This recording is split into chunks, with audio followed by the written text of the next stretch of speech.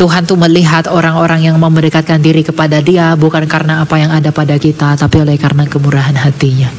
Siapa yang mencari Tuhan dengan tulus, siapa yang melayani Tuhan dengan tulus, ia tidak akan memalingkan wajahnya daripada Dia. Ya.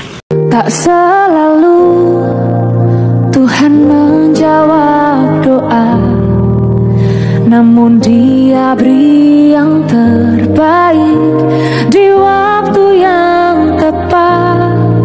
Bro Elia, asalnya dari mana? Statusnya gimana? Sukunya apa? Silahkan. Ya, tadi nama saya Elia. Ya, terima kasih. Itu aja sih. Ya, saya Elia. Saya dari suku Batak. Puas. Dari mana suku? Suku Batak. Saya 21 tahun dan saya mulai marga. Waduh. Siapa tahu pulangnya mau ditraktir. Marga saya Sitorus. Storus mana angkat tangan? Dongan tubuh. Itu. Oke. Ya. Waduh, kok jadi tahu Boru ya? mama. Mama saya bukan orang Batak. Dan tidak diberi marga. Gitu. Jadi saya sejak kecil hidup sama nenek saya, tidak dengan orang tua. Karena orang tua saya broken home. Jadi saya tinggal di bawah pengasuhan dari opung saya, opung dari papa. Jadi ya dari kecil sama opung. Tangan dulu dong, tepuk tangan dulu. Siap Pudan. Kalau ibadah di gereja mana? Saya Lutheran, saya HKBP. HKBP, bro. Ya, ku tak pandang dari gereja mana, amin. Tuhan yang dipermuliakan. Iya. Horas. Sedikit kesaksian. Sedikit saja kesaksian. Mungkin ada pengalaman pribadi. Kita sepakat bahwa hanya keajaiban yang bisa mendudukkan beliau di tempat ini. Ada karya Tuhan yang mungkin dia bisa saksikan sore hari ini. Silakan, bro. Ya, kalau dibilang keajaiban juga enggak ya. Tapi kemurahan hati Allah. Saya mulai berapologetika itu 2 tahun lalu. Jadi saya memulai apologetika saya itu 2 tahun. Jadi beberapa hari lalu video saya yang pertama itu baru ulang tahunnya yang kedua. Di rewind di TikTok. Jadi saya melayani Tuhan tuh 2 tahun lalu. Saya terjun ke TikTok itu 2 tahun lalu. Ya, saya terjun itu saya melihat bahwa banyak anak muda Kristen, meskipun saat itu saya belum tahu apa-apa ya, tapi saya melihat banyak orang muda Kristen ini yang mulai kehilangan pemaknaan akan eksklusivitasnya Kristus Raja kita itu.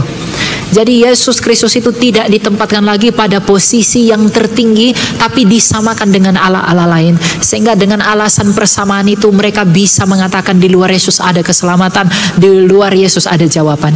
Nah, hati nurani saya, meskipun saya waktu itu belum mengerti apapun tentang kekristenan, hati nurani saya berkata tidak. Bagaimanapun hanya Kristuslah jalan itu.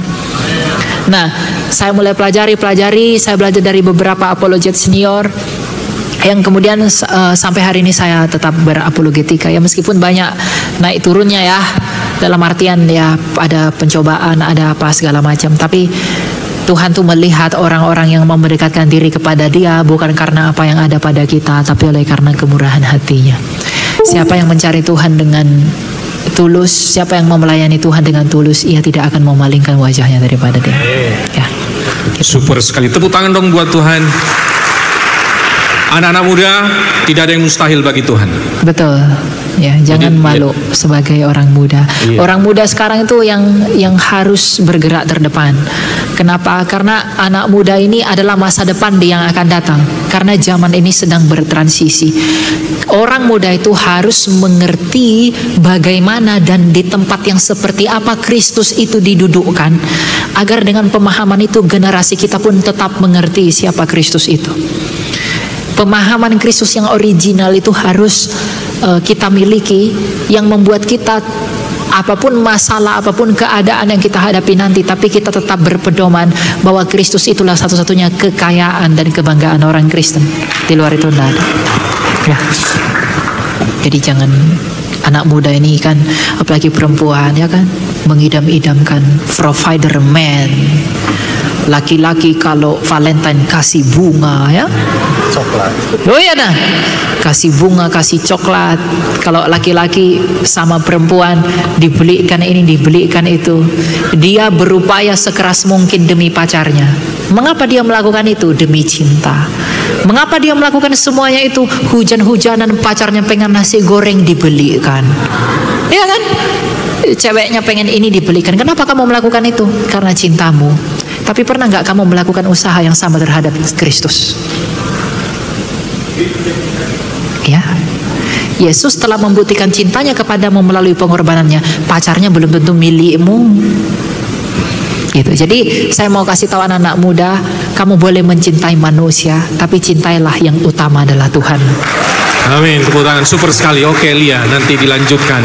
Baik anak-anak muda, saya belum melihat tadi Anda bertanya. Anda mengeluarkan pernyataan dan pendapat Anda. Angkat tangan yang masih 21 tahun ke atas. 30 tahun ke bawah, 21 tahun ke atas. Angkat tangan. Super sekali. Anak-anak muda tepuk tangan. Semangat. Menyala. Saya mau mendengar anak-anak muda setelah Bro Elia Meron akan menyampaikan satu pengajaran singkat. Tema kita adalah isu-isu kontemporer Kristologi.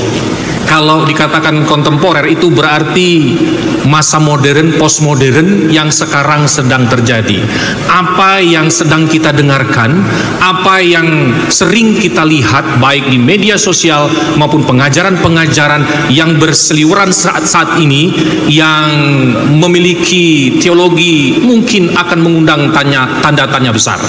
Oleh sebab itu, silakan terlebih dahulu Bro Elia menyatakan beberapa pemaparan materinya. Terima kasih, silakan. Ya, isu-isu kontemporer mengenai Kristologi itu saya akan bawa kepada perendahan Kristus atas pluralisme iman. Jadi saya adalah orang yang paling tidak menyukai pluralisme dalam hal keselamatan. Dasar ayat yang akan saya bawa Kisah Rasul 4 ayat 12. Jadi banyak orang menolak bahwa Kristus adalah Mesias karena entah bagaimana manusia atau orang modern itu bisa berpikir bahwa ia dapat menyelamatkan dirinya sendiri. Dan keselamatan tidak ada di dalam siapapun juga selain di dalam Dia. Sebab di bawah kolong langit ini tidak ada nama lain yang diberikan kepada manusia yang olehnya kita dapat diselamatkan. Mengapa hanya di dalam Yesus ada keselamatan itu? Ada banyak orang-orang di luar daripada Kristus, di luar daripada lingkungan kekristenan itu selalu menuntut kekristenan. Mereka mengatakan, mengapa saya harus percaya kepada Tuhanmu untuk diselamatkan? Mengapa, apa yang menjadi alasan bahwa saya harus mengimani Yesus Kristusmu kalau saya pun bisa berbuat baik di luar dari Yesusmu? Mereka selalu mengatakan kekristenan itu merasa dirinya paling oke karena di luar mereka tidak ada keselamatan. Tidak ada keselamatan di luar Kristus. Itu bukan ungkapan Elia, itu bukan ungkapan siapapun, tapi itu adalah ungkapan kitab suci berdasarkan sabda Tuhan kita. Sabda Kristus dalam Yohanes 8 ayat 24. Karena itu tadi aku berkata kepadamu bahwa kamu akan mati dalam dosamu. Sebab jikalau kamu tidak percaya bahwa akulah Dia, kamu akan mati dalam dosamu. Kalau kita tidak percaya bahwa Kristus adalah Mesias, anak Allah yang hidup sebagaimana Petrus telah mengakuinya di Kaisarea Filipi, maka kita tidak akan memperoleh hidup. Tapi apa yang menjadi poin yang paling penting, alasan mengapa saya harus percaya Yesus? Apa yang menjadi argumentasi yang utama mengapa tidak ada keselamatan di luar Yesus Kristus? Apa yang menjadi batu karang yang teguh bagi kita orang Kristen untuk cukup kuat mengimani bahwa tidak ada keselamatan di luar Yesus Kristus? Karena banyak orang di dunia ini mereka berpikir bahwa aku pun bisa selamat di luar Yesus. Tidak. Alasan yang paling utama mengapa keselamatan hanya ada di dalam Yesus adalah bahwa tidak ada pribadi yang telah melakukan seperti yang Dia lakukan. Yesus Kristus adalah satu-satunya tokoh di dalam sejarah dunia yang mengenai dirinya itu sudah dinubuatkan hampir 2000 tahun. Mengenai dia, Allah telah berfirman kepada Adam dan Hawa, yang akan datang itu keturunan perempuan, yang akan meremukkan kepala ular, dan ular akan meremukkan tumitnya. Mengenai Yesus, Tuhan telah berfirman kepada Musa bahwa akan ada yang seperti Musa nanti sebagai penolong, sebagai Mesias. Mengenai Yesus, Tuhan sudah berfirman kepada Daud bahwa nantinya raja yang akan datang itu akan berseru, Eli Eli lama sabachthani, ketika tangan dan kakinya dipaku. 1000 tahun sebelum Yesus lahir. 750 tahun sebelum Yesus lahir, ia telah mengatakan kepada Mika bahwa Sion akan bersorak-sorai karena ia akan datang dari Bethlehem. Kepada Mika ratusan tahun pun ia sudah mengatakan dia akan lahir di kandang domba. Dan masalahnya, semua nubuatan yang berdiri ratusan tahun ini, ribuan tahun ini, hanya digenapi oleh satu orang aja, yang bernama Yesus Kristus dari Nazaret itu. Nah, ketika dia sudah menggenapi itu semuanya, apa yang menjadi inti dari penggenapan itu? Apa yang menjadi akibat dari penggenapan itu? Yesaya 750 tahun sebelum Yesus lahir, Yesaya mengatakan apa? Segala kejahatan kita ditimpakan kepadanya, yang oleh bilur-bilurnya kita menjadi sembuh. Jadi semua digenapi oleh Yesus Kristus itu, tujuannya adalah agar oleh bilur-bilurnya itu kita menjadi sembuh. Nah, mengapa kita harus menjadi sembuh? Karena kita memang sakit. Apa sakit manusia? Dosa. Kalau ada orang tidak percaya dosa, dia bodoh. Kenapa? Bukti bahwa dosa itu ada, bukti bahwa semua orang berdosa adalah semua orang telah mati dan akan mati. Kalau semua orang telah mati dan akan mati, lihatlah ke belakang. Ada enggak orang yang telah bisa menyelamatkan dirinya dari kematian? Tidak ada. Tapi ada kabar baik bagi dunia. Ada satu orang bernama Yesus Kristus dari Nazaret. Ia telah mati dalam sejarah di bawah pemerintahan Pontius Pilatus, dipersekusi oleh mahkamah agama orang Yahudi. Tapi dalam waktu 3 hari ia telah bangkit dari kematian. Ketika ia bangkit dari kematian itu, ia sedang memberikan kabar sukacita bagi dunia.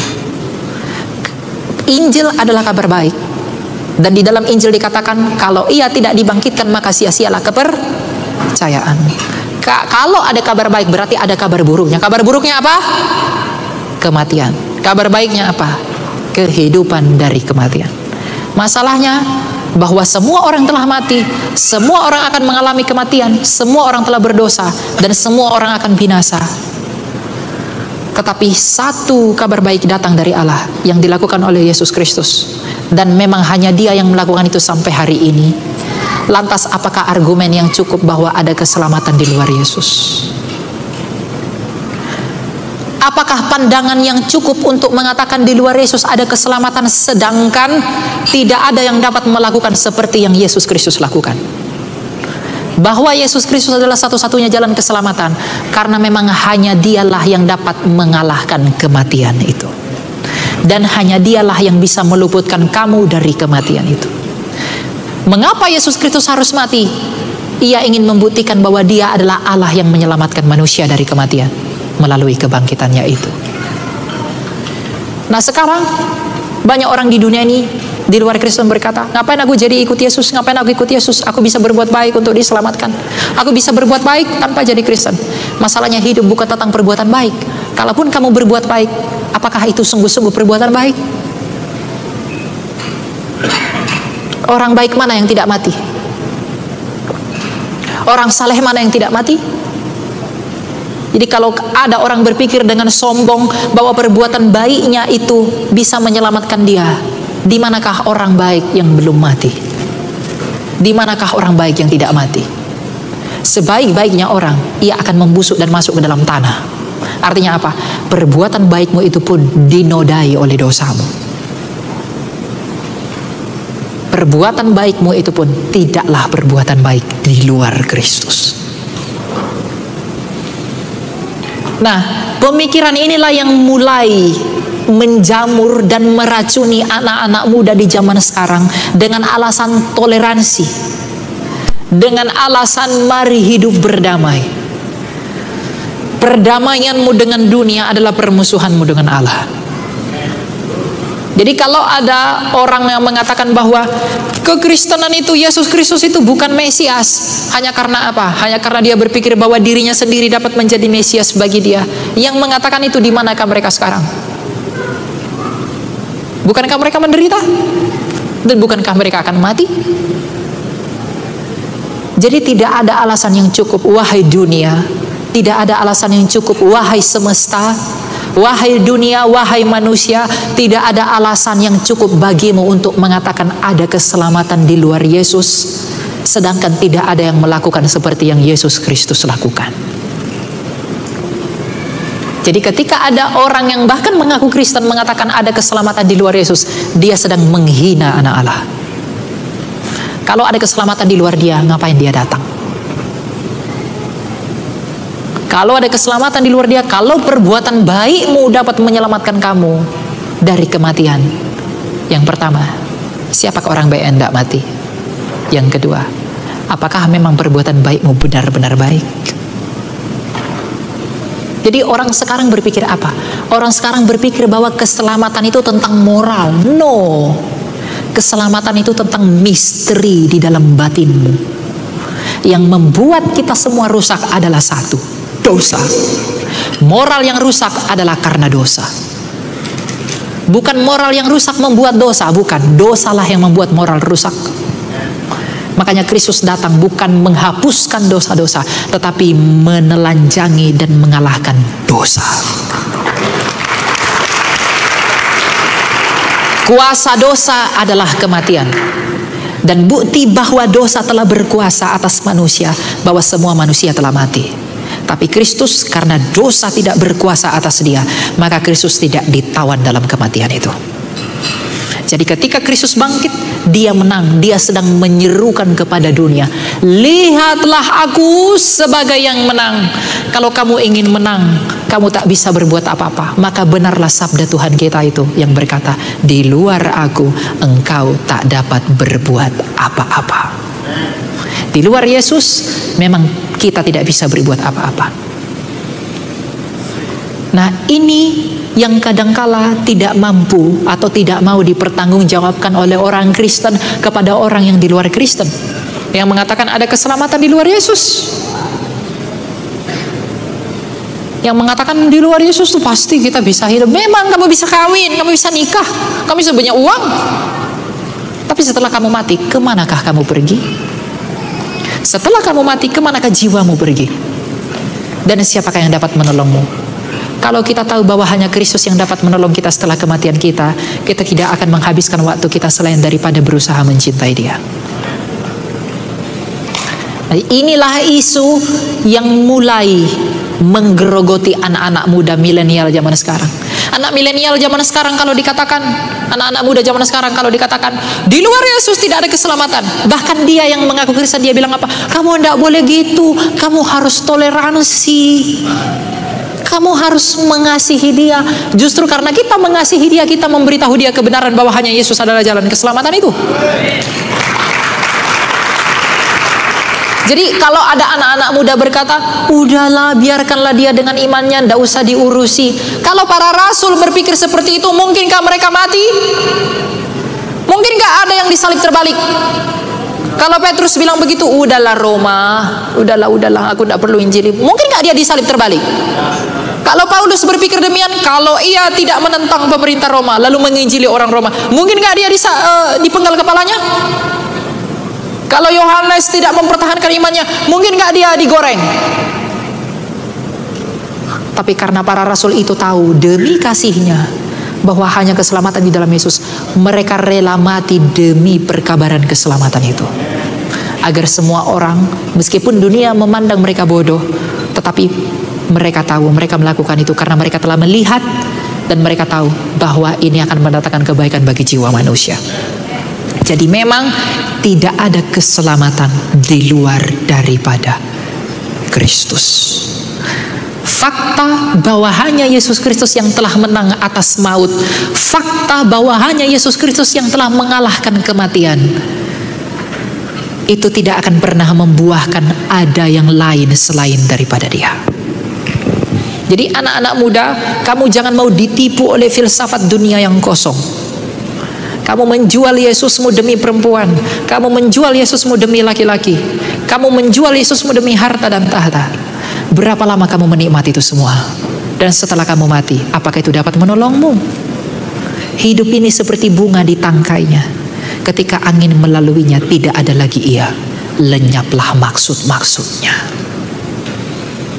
Di manakah ambisi Raja Herodes sampai sekarang? Di manakah ambisi Kleopatra sampai hari ini? Semua dikubur dalam-dalam, di dalam penolakan mereka akan Yesus Kristus. Tapi kalau kamu sudah di dalam Yesus Kristus, batinmu lega. Karena yang ditakuti oleh batinmu adalah kematian kekal. Tapi di dalam Kristus, kamu bersatu dengan Dia melalui baptisan. Kamu memperoleh hidup sebagaimana Ia hidup. Jadi hal ini, isu ini, jawaban terhadap isu ini sekaligus adalah ajakan untuk semua orang muda untuk merelakan dirinya dipakai oleh Allah dalam maksud dan tujuan Allah, dalam hal memanggil dan mempercepat kedatangan Dia. Bukan berarti kita punya kendali mempercepat Tuhan, tidak.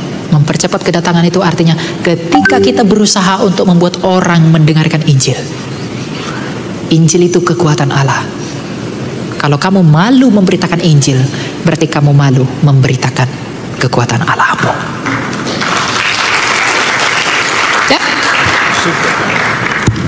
Oke, cek. Super sekali. Tepuk tangan dulu buat Tuhan yang memberikan karunia yang luar biasa kepada hambanya. Baik Bapak Ibu, saya pikir langsung saja karena waktu kita juga terbatas. Saya akan buka termin pertanyaan. Silakan. Siapa namanya dari gereja, Pak? Ya, shalom untuk kita semua. Perkenalkan, nama saya Bella Oledia. Saya dari gereja GKPI. Pertanyaan saya untuk Kak Elia. Kebenarannya saya seorang guru, jadi pertanyaan saya terkait tentang menghadapi anak-anak remaja. Hal esensial apa yang perlu ditekankan tentang ketritunggalan Allah terhadap pengetahuan-pengetahuan logis yang muncul? Jadi kadang-kadang anak-anak sering bertanya, Bu, kok bisa ya? Seperti tadi Yunus di perut ikan, atau Yesus memberi makan 5.000 orang. Atau ada pertanyaan yang saya sendiri juga kurang tahu. Akhirnya saya hanya menjawab, Tuhan itu kan luar biasa, tak terbatas. Jadi saya sendiri pun tidak bisa menjelaskan secara logis. Mungkin bisa Kak Elia, itu saja. Terima kasih. Oke, terima kasih. Yang di belakang tadi, ya silakan langsung. Ya, shalom buat kita semua. Shalom. Ya, terima kasih buat Bapak untuk waktunya. Pertanyaan saya kepada Kak Elia. Ya, sejak lahir Yesus datang ke dunia ini, Ia sudah tahu bahwa Dia akan disalib. Pertanyaan saya, pengkhianatan Yudas terhadap Yesus, apakah itu termasuk rencana Allah untuk penyaliban Tuhan Yesus? Dan pertanyaan saya juga, bagaimana respon anak muda untuk menyikapi, atau respon anak muda tentang sikap Yudas yang mengkhianati Yesus? Sekian, terima kasih. Silakan selanjutnya tadi dari mana tadi? Oh, yang sebelah sini. Yang Putri, ya. Shalom, nama saya Michelle. Pertanyaan saya ini tertera dari ayat Yohanes 14 ayat 28. Apa maksud Yesus dalam ayat ini? Karena Kak Elia berkata tadi, Yesus adalah firman yang di dalam Allah dan tidak ada keselamatan selain melalui Kristus. Tapi mengapa Yesus sendiri di sini berkata, sebab Bapa lebih besar daripada aku? Bukankah Ia pada hakikatnya setara dengan Allah? Oke, terima kasih, itu saja. Super sekali. Baik, sebelah 1, 2, 3. Oke, di sini tadi. 1, ibu-ibu baju putih tadi. Iya. Silakan. Yang angkat tangan ibu-ibu, yang bertanya bapak-bapak. Karena istri saya enggak ini ngomongnya, Pak. Begitu, pakai juru bicara gitu. Oke, no problem. Silakan Pak, mewakili ya. Ya, Nanti ke surga jangan mewakili Pak ya. Masing-masing pribadi. Oke, silakan Pak. Oke, saya mau bertanya. Mungkin Bang Elia sudah pernah mendengar tentang pengajaran sekali selamat tetap selamat. Nah, bagaimana pendapat Kak Elia tentang pengajaran seperti itu? Cukup? Cukup. Ya, terima kasih. Shalom. Shalom. Terima kasih atas kesempatannya. Di sini saya ingin bertanya kepada Bang Elia yang pertama. Sesuai dengan 1 Samuel 19 ayat 9, di situ dikatakan roh jahat yang daripada Tuhan. Ini sering dipakai saudara-saudara kita Muslim untuk menjatuhkan kita. Mohon penjelasannya Bang terkait itu. Dan yang kedua, ini terserah nanti mau dijawab dua-duanya atau satu, tetapi saya akan tetap mempertanyakan. Yang kedua, pada saat ini terkhususnya di media sosial ada saat ini penganut yang namanya Ones atau Oneness yang tidak mempercayai Tritunggal sesuai dengan isu-isu kontemporer. Dan sesi pertama kita tadi sudah jelas sebenarnya bahwa memang ketritunggalan itu ada. Tetapi terkhususnya kami pemuda, bagaimana sikap kita untuk menjawab ini? Terlebih dahulu saya karena saking semangatnya tadi saya lupa memperkenalkan diri. Oleh sebab itu saya kembali ke belakang. Perkenalkan, nama saya Vikaris Pendeta Cornelius Tagalung. Saya dari Gereja Kristen Lutheran Indonesia GKLI yang ada di Kulim. Terima kasih. Shalom. Shalom. Baik, tepuk tangan dulu buat kelima penanya yang luar biasa pertanyaannya yang akan langsung dijawab. Yang pertama, ini anak-anak remaja sering ya bertanya kepada ibu gurunya, kan begitu kan? Jadi tentang ketritunggalan Allah, bagaimana untuk menjelaskan itu dalam pengetahuan yang logis? Ya, memang Tritunggal itu nggak logis. Logika manusia tidak bisa memahami Allah yang di atas logika. Logika itu ada yang rasional, kontrarasional, dan suprarasional, di atas rasio. Rasio kita nggak bisa memahami hakikat Allah itu sepenuhnya. Jadi memang Tritunggal ini bukan makanan anak kecil. Ini misterinya Allah itu. Tapi bagaimana kamu menjelaskannya dengan sederhana? Kamu bawa saja Yesus Kristus yang menjadi sumber keselamatan itu. Kamu beritahu kepada mereka bahwa keselamatan hanya ada di dalam Kristus. Nanti semakin bertambahnya usia mereka, mereka dituntun dan diajar mengapa keselamatan hanya ada di dalam Dia dan siapa Ia pada mulanya. Jadi bertahap. Makanya kalau kita lihat di gereja awal-awal lagi ada namanya katekisasi itu. Ajar pelan-pelan. Jadi beritahu dulu poinnya, mereka itu dikunci dulu, diberitahu bahwa tidak ada keselamatan di luar Yesus. Baru nanti perlahan apa yang membuat tidak ada keselamatan di luar Dia dan mengapa hanya keselamatan dalam Dia, baru diberitahu realita Dia di dalam ketritunggalan itu. Kalau langsung jelaskan Tritunggal, pusing nanti mereka. Karena Tritunggal itu memang benar-benar tidak mudah untuk dipahami secara keseluruhan. Tadi semua analogi yang saya gunakan itu hanya menggambarkan sebagian. Selebihnya itu misteri. Nanti ketika Ia datang kedua kalinya kita boleh tanya Dia, Tuhan Yesus sebenarnya nih apa sih? Kau nih firman atau apa sih? Ya nanti tanya gitu ya. Nanti ketika Dia datang dalam pengadilannya yang kedua kali, kita baru bisa mengerti hakikatnya. Untuk sekarang belum, karena pengetahuan itu masih terbatas. Tapi Allah setidaknya sudah mewahyukan tentang bagaimana dirinya itu. Dia hidup dengan mencipta, Dia hidup dengan menghidupi. Gitu ya. Jadi Dia akan bertahap, ada prosesnya. Dan jangan lupa berdoa sama Tuhan. Bukan karena orang pintar orang bisa mengajar, tidak. Mengajar itu karunia. Ingat, mengajar itu karunia. Salah satu karunia Roh adalah orang sehebat apapun gelarnya belum tentu dia bisa mengajar. Karena yang diajar bukan hal dunia. Orang yang terbiasa mengajar hal dunia belum tentu bisa mengajar hal yang rohania. Karena pengajaran itu karunia. Makanya tidak ada yang dapat bersaksi bahwa Yesus Kristus itu adalah Tuhan kalau tidak Roh Kudus yang memberi kesaksian itu.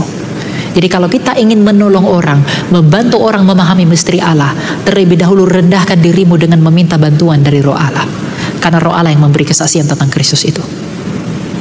Dalam 1 Korintus dikatakan apa? Tidak ada yang mengetahui siapapun yang ada di dalam diri manusia selain daripada rohnya sendiri. Tidak ada yang bisa mengerti siapa Allah selain daripada roh Allah itu sendiri. Jadi kalau kita mau mengajari mereka tentang hakikat Allah, mintalah tuntunan dari Roh Kudus. Karena Roh Kuduslah yang akan menolong kita. Makanya Tuhan Yesus bilang apa? Roh penolong Dia yang akan menolong kita untuk mengerti mengenai Dia dan Bapanya. Dia yang akan menolong kita untuk mengerti semua karyanya. Jadi kalau kita mengajar anak-anak, orang besar, orang tua, kita pertama sekali merendahkan diri kita, meminta kepada Allah, biarlah Ia di dalam kemurahan hatinya dan belas kasihnya mengaruniai kita hikmat yang daripada rohnya, agar kita dapat menuntun orang itu ke dalam pengertian yang benar. Itu yang paling penting. Kamu belajar sepintar apapun, tapi kamu tidak minta pertolongan dari Allah, itu mustahil kamu ajarkan. Karena yang menolak Yesus itu orang yang paling pintar. Yang menyalibkan Yesus itu orang paling pintar. Orang mahkamah agama itu pintar semua, para rabi. Nggak ada yang bisa mengalahkan ilmu mereka. Masalah tafsir, masalah filsafat, mereka hebat. Tapi karena mereka memiliki hikmat dunia, tapi mereka tidak memiliki hikmat dari Allah. Sedangkan Petrus hanya penjala ikan, Andreas, Bartolomeus hanya orang-orang biasa yang Tuhan ambil. Tapi mereka mampu 12 orang menjadi hampir 3 miliar orang. Artinya apa? Benarlah perkataan kitab suci bahwa hikmat dunia ini adalah kebodohan bagi Allah, tapi hikmat Allah adalah kebodohan bagi dunia. Ya. Jadi minta pertolongan Tuhan ya. Tidak boleh jalan sendiri. Jangan ada yang begini, tepuk dada, tidak boleh. Kalau saya misalnya saya mau sombong, saya nggak bisa sombong. Kenapa? Karena itu bukan usaha saya. Jadi minta bantuan Tuhan agar kita dituntun dan diberi hikmat buat mengajarkan itu. Yang penting ketulusan hati, itu yang penting. Kalau motivasinya belok-belok, semua akan belok. Tapi kalau motivasi kita mengajar dengan benar, Tuhan akan bantu untuk mengajarkan yang benar. Ya, itu. Oke, jangan ragu-ragu, tepuk tangan buat hikmat yang Tuhan berikan. Jadi Bu Guru, jangan ragu ya, tetap optimis. Kalau Bro Elia Meron bisa ada di tempat ini, itu oleh karena kasih karunia Tuhan yang memberikan hikmat kepada beliau. Jadi kalau kita mau mengajar murid-murid, berdoalah, minta hikmat kepada Tuhan ya. Amin Bu Guru ya. Baik, untuk pertanyaan berikutnya, Tuhan Yesus itu tahu dari sejak bahkan dia sebelum dilahirkan, katanya dia akan disalib, sudah tahu. Apakah Yudas yang akan menyalibkan dia? Tuhan Yesus tahu atau Tuhan juga sudah tahu? Atau sudah dalam rencana Tuhan? Oke. Ya, apakah Tuhan sudah tahu bahwa Yudas akan mengkhianati dia? Sudah.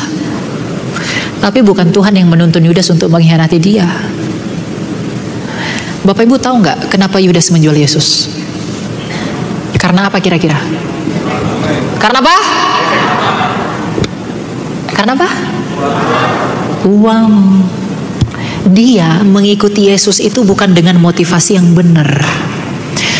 Dia berpikir bahwa Yesus itu akan duduk sebagai raja, sehingga ketika dia duduk sebagai raja, dia akan punya banyak uang. Jadi ketika dia mengikuti Yesus, dia akan punya banyak uang. Tapi ketika dia tahu bahwa orang-orang mencari dia untuk membunuh dia, dia pun kecewa. Daripada ia tidak mendapat uang, lebih baik ku jual dia demi 30 keping perak. Jadi Yudas mengikuti Yesus itu pada mulanya adalah tujuannya memang uang. Tapi apakah Tuhan tahu bahwa Yudas akan mengkhianati dia? Dia tahu. Tapi mengapa ia mengizinkan dirinya untuk dikhianati?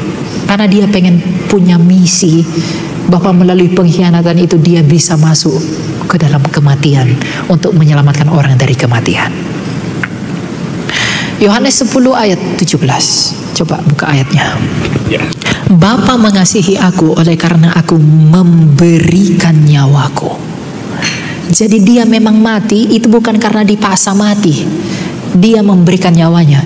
Ingatkah Anda Bapak Ibu ketika Petrus itu memotong telinga salah satu yang mendatangi Yesus? Tuhan ambil telinga, disembuhkan kembali. Tuhan Yesus bilang apa?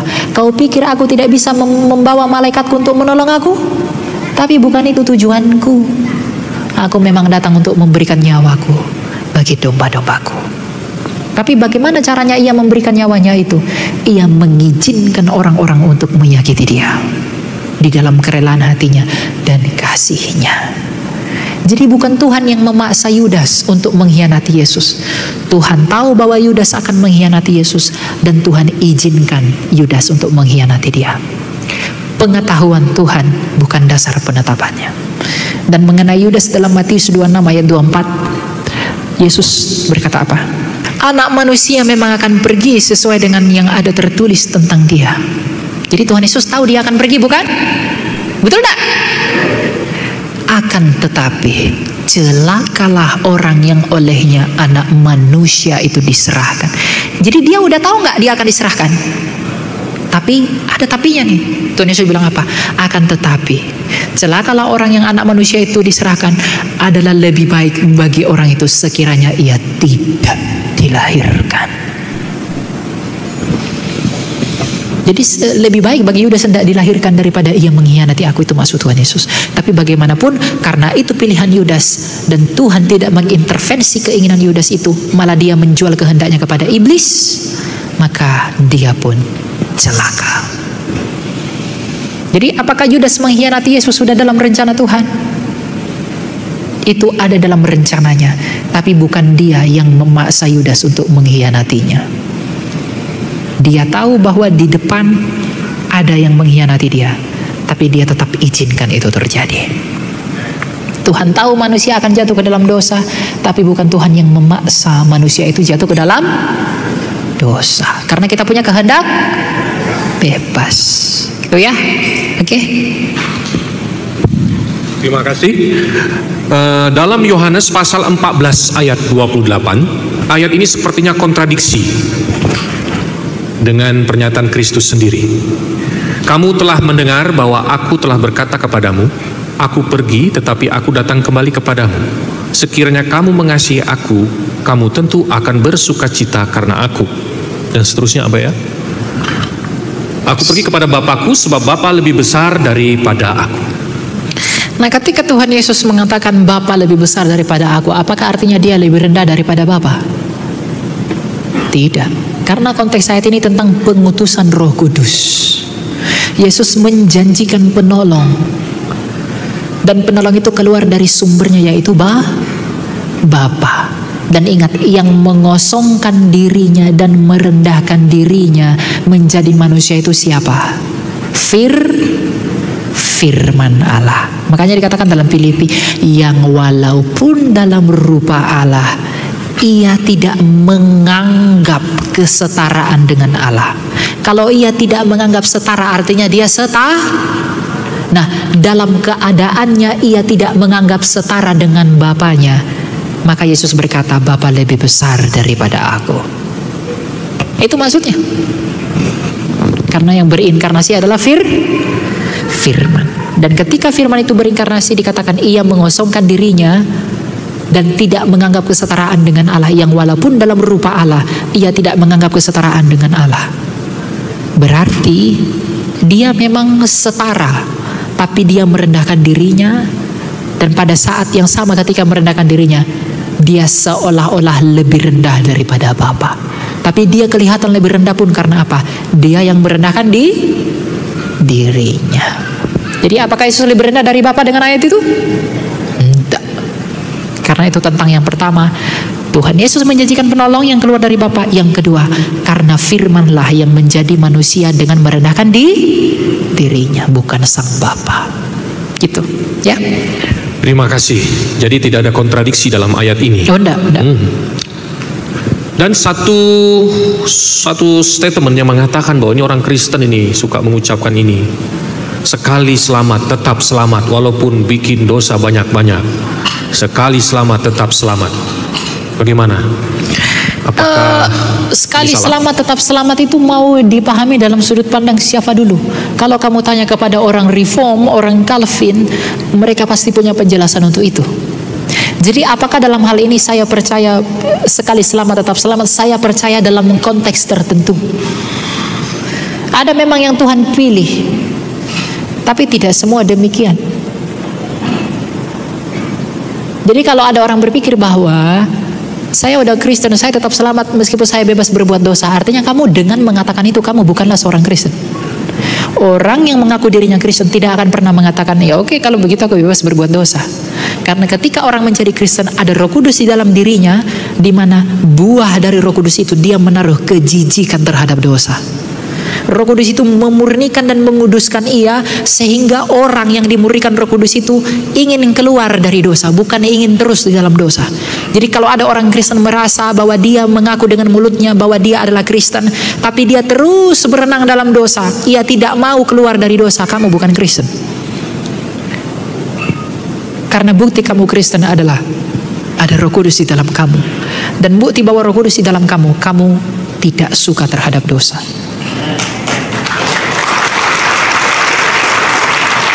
Jadi jangan menghibur diri dengan mengatakan aku pasti diselamatkan, aku pasti diselamatkan. Kalau kita memang orang-orang benar-benar, kita adalah orang-orang yang benar-benar diselamatkan, untuk apa kita menghina-hina dia dengan melakukan dosa selalu?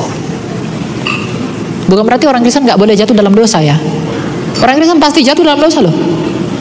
Tapi orang jatuh dalam dosa dengan menghidupi dosa itu berbeda. Orang yang sungguh-sungguh percaya kepada Yesus akan berusaha ingin keluar dari dosa. Seperti bebek dan ayam.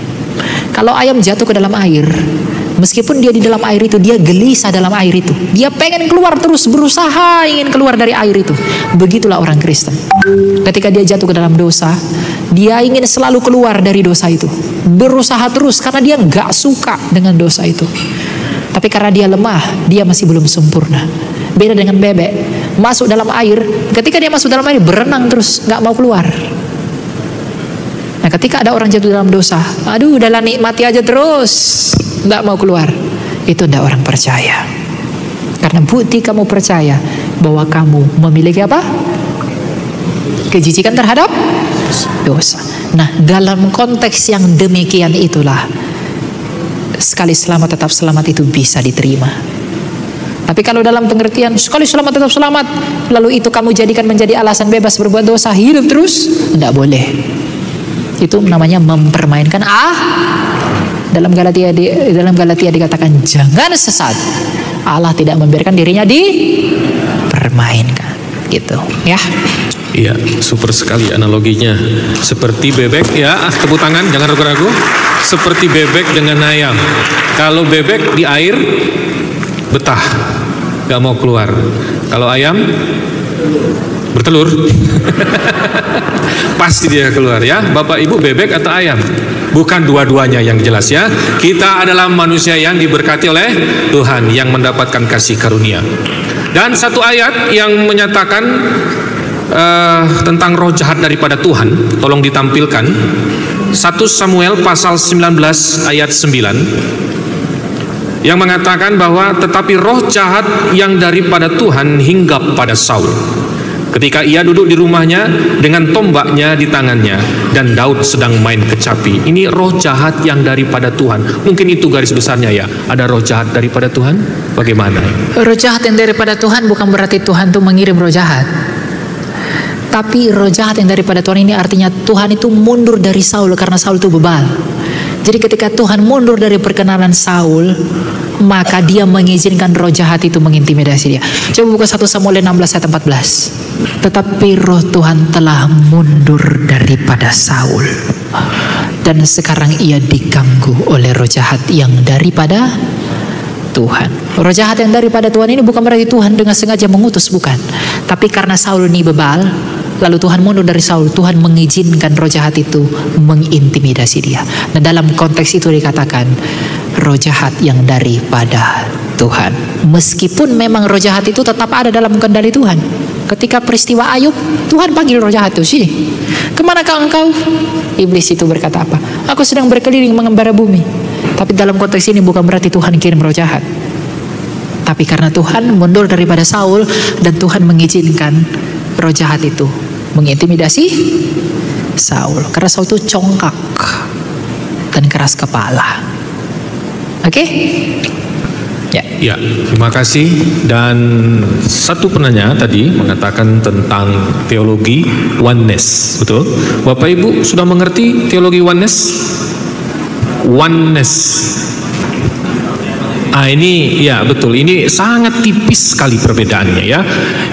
Padahal dia menentang ketritunggalan Tuhan.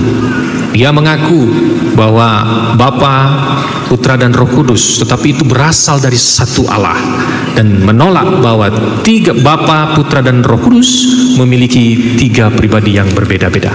Bagaimana menurut Elia tentang pandangan oneness ini? Iya, mengenai oneness itu, mereka itu menolak kebagaimana. Jadi oneness itu pengajaran Sabellian namanya, atau mungkin lebih mirip dengan istilah modalisme. Jadi mereka percaya kepada satu pribadi Allah di dalam tiga peran, yang menganalogikannya begini. Saya di sini jadi guru, di rumah jadi anak, di rumah sakit jadi dokter. Kan saya tetap satu, tapi tiga peran, tiga modus. Nah, kalau saya jadi guru, saya jadi dokter, saya jadi anak, bisa nggak keanakan saya berbicara dengan kedokteran saya? Bisa nggak? Nggak bisa kan? Karena itu peran. Nah, Bapa berbicara nggak dengan Yesus? Nah, artinya analogi itu salah kan? Nah, itu analogi oneness. Jadi oneness ini bilang, Yesus itulah Bapa itu, Yesus itulah Roh Kudus. Dulu dia Bapa, datang ke dunia jadi anak, pergi lagi melebur jadi Roh Kudus. Itu pengajaran oneness. Dan oneness itu demi membela pengajarannya itu, mereka menolak bahwa Yesus telah datang menjadi manusia. Mereka menolak itu. Karena kalau mereka menerima Yesus dan firman Allah datang menjadi manusia, doktrin oneness itu hancur. Sehingga demi menyukseskan doktrin oneness ini, mereka menolak firman Allah telah datang menjadi manusia. Dan Rasul Yohanes mengatakan apa? Antikristus adalah yang menolak bahwa Yesus Kristus telah datang menjadi manusia.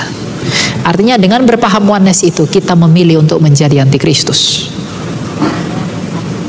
Kalau dia tidak datang sungguh-sungguh menjadi manusia, dia hanya pura-pura jadi manusia, bisa nggak dia menebus kita manusia yang sungguh-sungguh ini? Adakah di sini Superman atau manusia jadi-jadian? Tidak ada kan?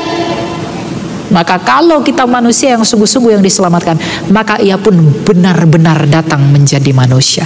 Maka yang dikatakan fully man and fully God, sepenuhnya Allah, sepenuhnya manusia. Ya, jadi oneness itu memang merajalela di TikTok sekarang. Mereka lagi bergeril ya, mengajarkan Yesus adalah Allah Bapa itu, dia juga adalah Roh Kudus itu. Kalau dia Yesus adalah Bapa itu sendiri, dia adalah Roh Kudus itu sendiri. Lalu ketika Yesus berdoa kepada Bapa, lalu dia berdoa kepada dirinya sendiri. Apakah Anda percaya begitu? Allah berbicara kepada dirinya sendiri? Nah, itu oneness itu. Nah, itu bahaya pengajaran mereka. Jadi teman-teman, memang mungkin ada yang berpikir, jadi kok ribet ya? Memang. Makanya relakanlah hatimu untuk mengerti tentang Allahmu. Kamu habisin waktumu untuk scrolling TikTok tentang apa yang dimau pacarmu kok. Kamu habiskan waktumu untuk riset baju apa yang model yang bagus ya untuk Valentine. Kuenya bentuk apa ya? Dia pacarku suka apa ya? Kafenya yang bagaimana? Kamu habiskan waktu berjam-jam untuk riset itu, tapi kamu tidak mau memberi waktu untuk memahami Allahmu. Sungguhkah kamu mengasihi dia? Benar nggak kamu bertuhankan dia? Kamu habiskan banyak waktu demi manusia, tapi kamu nggak pernah habiskan banyak waktu demi Allahmu yang menolongmu. Mana anak muda nih terutama. Itu ya. Jadi saya harap pulang dari sini, semua dari kita punya kesadaran, demi kasihku kepada Allah, aku ingin mencari tahu tentang dia. Sehingga ketika kita mencari tahu tentang dia, kita diberi hikmat, dan kita bisa menjadi saluran berkat bagi orang-orang yang belum bersekutu dengan kita. Ya. Baik, terima kasih, tepuk tangan, super sekali. Dua pertanyaan bonus. Satu Bapak, kemudian dari perwakilan Ibu, ya sebelah sana ya. Salam. Nama saya Nandos. Saya ada statement yang saya kurang setuju dengan di awal tadi. Kan Bang Elia ada bilang Tritunggal tidak bicara tentang keberapaan Allah, tetapi kebagaimanaan Allah. Tapi pada pada penjelasannya Bang Elia tetap menjelaskan kebagaimanaan Allah, yaitu trinya tadi, dan tunggalnya keberapaan Allah. Jadi kalau menurut saya Tritunggal menjelaskan kebagaimanaan Allah sekaligus menjelaskan keberapaan Allah, karena ya trinya kebagaimanaan dan tunggalnya berapa Allah yang kita sembah. Mohon luruskan karena statement yang di awal tadi, di menit-menit awal saya kurang setuju. Itu statement pertama saya. Pertanyaannya yang kedua, sebenarnya dari sesi pertama tadi katanya disuruh cari buat pertanyaan, tapi pembicaranya udah nggak ada. Jadi menurut statistik 2050 Asia sudah menjadi pusat dari kekristenan, dan terutama tadi dibilang Indonesia akan seperti Antioquia sebagai pusat, salah satu pusat dari kekristenan. Saya sempat riset tadi di Antioquia itu siapa, di mana, di Turki, dan ternyata sampai sekarang Turki hanya 0,2% komunitas Kristen di sana. Setelah 637 Masehi diinvasi oleh kekhalifahan Muslim. Mohon bantuannya Bang Elia untuk teman-teman adik-adik di sini, kebetulan banyak yang masih muda-muda, masih belum menikah. Jadi apa langkah konkret yang harus dipegang sebagai tuntunan sama anak-anak muda dan kemudian sama Kristen? Jangan seperti kita benar-benar jadi kota Antioquia yang naik, kemudian datang invasi dari dunia, habis begitu aja. Sampai sekarang 2025, 1400 tahun kemudian, iman kekristenan tidak tumbuh lagi di sana. Jangan sampai pelayanan, WL dan sebagainya, begitu ketemu abang-abang ganteng provider tadi, ya hilang aja gitu, seolah-olah nggak pernah ada pelayanan, nggak pernah kenal Tuhan. Dengan gampangnya ngelepas. Pasti ada yang salah kalau menurut saya ya, dari treatment pemimpin-pemimpin gereja waktu di zaman Antioquia. Boleh bantu, mudah-mudahan dipahami pertanyaan saya. Terima kasih. Oke, terima kasih. Shalom Kak Elia. Ya, saya perkenalkan, nama saya Nita. Saya dari Gereja Isa Al-Masih. Ya, sebenarnya tadi saya mau kasih 2 pertanyaan, cuman sudah dibatasi. Tapi nggak apa-apa. Yang menjadi pertanyaan saya tadi di awal, sebenarnya saya sudah mau bertanya di sesi pertama, hanya tidak diberi kesempatan. Ya, dalam kekristenan, apakah itu firman Allah? Sebab ada tuduhan yang mengatakan bahwa kapan Yesus berfirman, begitu ya? Karena yang tertulis kebanyakan itu adalah tulisan-tulisan dari Rasul Paulus, begitu ya. Jadi sebenarnya dalam kekristenan itu firman Allah itu apa, begitu? Tolong dijelaskan. Dan satu lagi, tolong jelaskan juga ayat-ayat yang menunjukkan tentang kemahakuasaan Yesus. Kalau tadi kita sudah membahas tentang keilahian Yesus dalam Tritunggal, karena ada tuduhan yang mengatakan, apalagi sekarang ini, ya dari seberang kita tahu banyak tuduhan yang mengatakan bahwa Kristen itu menyembah manusia, begitu ya. Jadi banyak orang Kristen yang malu kalau dikatakan seperti itu. Jadi tolong dijelaskan supaya tidak menjadi jebakan gitu, terlebih lagi bagi anak-anak muda yang masih buta ya tentang kemahakuasaan Yesus, supaya nanti ketika dikatakan kalian menyembah manusia tidak lagi menjadi malu tetapi semakin percaya diri. Itu saja yang menjadi pertanyaan saya. Terima kasih. Shalom. Terima kasih. Shalom. Baik, langsung saja di penanya pertama tadi. Bro Elia hanya menjelaskan tentang kebagaimanaan Yesus, tidak menjelaskan keberapaan Yesus. Allah. Keberapaan Allah, bukan ya, keberapaan Allah, tetapi hanya kebagaimanaan Allah. Ya, untuk itu saya mengerti ya. Jadi ketika saya mengatakan itu tidak berurusan dengan keberapaan Allah, itu saya menekankan bahwa Allah itu tidak perlu dipusingkan jumlahnya. Dia esa. Jadi ketika saya mengatakan bahwa itu tidak berurusan dengan keberapaan Allah, Itu saya menekankan bahwa Allah itu mutlak esa. Makanya saya katakan di awal, perjanjian lama mengatakan dia esa, perjanjian baru mengatakan dia esa, konsili pun mengatakan dia esa. Tapi kan Trinitas ini kan sering dituduhkan berkaitan dengan jumlah Tuhan itu kan. Tuhanmu kok 3, Tuhanmu kok begini, Tuhanmu kok begini. Sehingga saya menjelaskan itu bahwa Tritunggal itu tidak berbicara tentang jumlah-jumlah yang kamu bilang itu, tapi tentang kebagaimanaan dia yang esa itu secara mutlak kami mengatakan dia tetap esa. Tapi bagaimana keesaannya itu dijelaskan dengan Tritunggal itu. Itu penekanan yang saya lakukan di situ. Ya. Nah, kemudian yang kedua tadi mengenai Antioquia, apakah itu mungkin bisa terjadi? Bisa. Karena ada tertulis yang terdahulu akan menjadi yang terkemudian akan menjadi yang. Jadi apakah mustahil bagi Indonesia untuk menjadi negara Kristen terbesar? Tidak.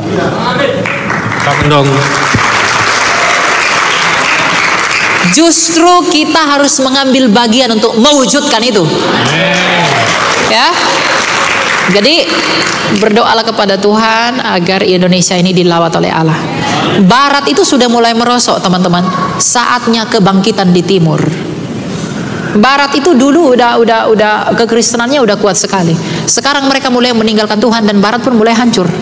Sekarang mulai timur, China, Korea, Hong Kong, ya negara-negara yang di timur itu mulai bangkit kekristenannya. Indonesia salah satunya. Ya, jadi kita harus menggunakan Indonesia sebagai teladan kekristenan dunia ini. Ya. Jadi kalau kita jangan hanya bilang amin, ambil bagian di dalam. Tepuk tangan dong, ambil bagian ya. Ya gitu ya. Ya. Ambil bagian agar cita-cita kita Indonesia seperti Antioquia bisa diwujudkan. Ya, bisa aja nanti Konstantinopel dikembalikan lagi kepada gereja. Konstantinopel kan direbut sama Kesultanan Ottoman. Itu sudah jatuh kan? Apakah mustahil bagi Allah untuk mengembalikan Hagia Sophia kepada kekristenan? Tidak. Hagia Sophia itu adalah gereja terbesar di zaman dulu. Nah sampai sekarang, ya tahulah umat sebelah itu tidak bisa menghapus lukisan Yesus Sang Pantokrator di atas gereja itu. Mereka saking nggak bisa hapus, hanya ditutupi dengan gorden. Artinya apa? Kemungkinan Kristus akan kembalikan gereja itu kepada kita kembali. Amin. Jadi berdoalah kepada Tuhan untuk hal, jangan berdoa hanya untuk orang lain, tapi ambil bagian. Itu yang terpenting. Ada orang nggak kenal Kristus kamu diamkan, kamu cuma mimpi, nggak lakukan. Ya, ambil bagian, kuat di dalam kasih, kuat dalam iman, kuat dalam pengharapan. Dengan demikian kamu berbuat baik. Ya. Yang terakhir, ya pertanyaannya, dalam kekristenan firman Allah itu adalah apa? Kapan Yesus berfirman? Karena kebanyakan di dalam Alkitab yang mungkin ibu itu baca tadi, ini Rasul Paulus yang banyak menulisnya. Nah, coba. Pak Rasul Paulus ini kadang jadi korban terus, apalagi sama si Zuma. Oh, yang kitab itu yang tulis Paulus. Ya, padahal Paulus itu diakui oleh Petrus, diakui oleh Barnabas, yang adalah murid Yesus. Diakui oleh siapa yang membaptiskan Paulus? Ananias. Kalau Tuhan tidak menemui Ananias, tidak mungkin Ananias membaptiskan Paulus. Tapi karena Tuhan menemui Ananias, nanti Saulus akan datang ke rumahmu, baptis dia ya. Ketika Saulus datang, dibaptis dia. Jadi ada 3 saksi yang mengonfirmasi kerasulan dari Paulus. Ya. Nah, apakah firman Allah itu? Firman Allah, firman itu sendiri dalam bahasa Yunani ada 3. Ada logos. Logos ini hanya Kristus. Ada rema, perkataan-perkataan Yesus itu rema. Lalu ada grafe, yang ditulis ini grafe. Yang ditulis ini grafe firman juga. Ucapan Yesus juga firman tapi rema. Yesus sendiri juga adalah sang firman tapi logos. Jadi Yesus adalah sang logos itu sendiri. Nah, ucapan-ucapan Yesus adalah rema, remata. Ucapan-ucapan yang dituliskan dalam buku ini disebut dengan grafe. Makanya dalam 2 Timotius 3 ayat 16 dikatakan segala tulisan yang diilhamkan oleh Allah bermanfaat untuk menyatakan kesalahan dan mendidik orang dalam kebenaran. Nah, jadi ini kan kita tidak mungkin tahu Yesus pernah bersabda bla bla bla. Kalau tidak ditulis di sini kita tahu tidak? Nggak mungkin dibunyi-bunyi dari langit. Atau ditulis dibawa oleh Jibril. Nggak mungkin kan? Jangan langsung tersinggung yang punya Jibril. Kami juga punya Jibril kok. Gabriel maksudnya. Ya, jadi firman itu ada 3. Ada logos, sang Kristus, ada rema, ucapan Kristus, dan juga grafe yang adalah tulisan-tulisan yang ditulis oleh para rasul yang memberi kesaksian mengenai Kristus. Makanya dalam 1 Yohanes 1 dikatakan, yang kami tulis ialah yang kami raba, kami lihat mengenai firman yang hidup. Nah, di mana ayat yang membuktikan bahwa Yesus itu maha kuasa? Tidak usahlah tentang membangkitkan, tidak usahlah tentang menyembuhkan, tidak. Matius 28 ayat 18. Yesus mendekati mereka dan berkata, kepadaku telah diberikan segala kuasa di surga dan di bumi. Kalau dia adalah penguasa surga dan bumi, artinya dia adalah Tuhan atas semesta. Kalau begitu, maka benarlah gelarnya Yesus Kristus sebagai Yesus Sang Pantokrator. Pantokrator artinya apa? Sang penguasa alam semesta. Semesta ini hanya langit dan bumi. Kalau dia berkata aku berkuasa atas surga, Uranos itu langit, surga dan bumi. Di manakah tempat di mana ia bukan rajanya? Jadi Kristus adalah Tuhan, bukan hanya Tuhan di dalam dirimu, tapi dia adalah Tuhan atas surga dan bumi. Oleh karena itu, berlututlah di hadapan Tuhanmu. Beri. Amin. Beri kemuliaan bagi nama Tuhan. Baik Bapak Ibu, waktu jualah yang memisahkan kita.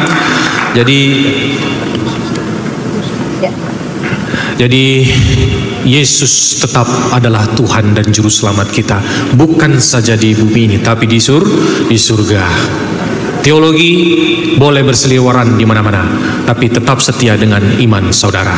Nah, Bapak Ibu saudara dikasih oleh Tuhan, saya tadi terkagum-kagum dari awal menyambut beliau di rumah makan atau di ruang makan maksud saya, melihat bro, anak, dan juga saudara ini yang dibawanya, yang mungkin saat ini anak muda mungkin tidak mau bawa itu lagi. Alkitab di depan sini, tetap setia. Ketika mengajar, ketika menyampaikan Yesus Kristus yang adalah Tuhan dan Juru Selamat, dia buka Alkitab, tetap konsisten dengan Alkitab. Tepuk tangan dong. Walaupun zaman semakin modern, tetapi tetap setia dengan imannya. Saya persilakan closing statement terakhir. Ya, saya bersyukur di dalam belas kasih Tuhan kita dapat bertemu pada hari ini. Saya tidak menyangka akan ada orang sebanyak ini. Saya hanya, ke Pekanbaru ya udahlah.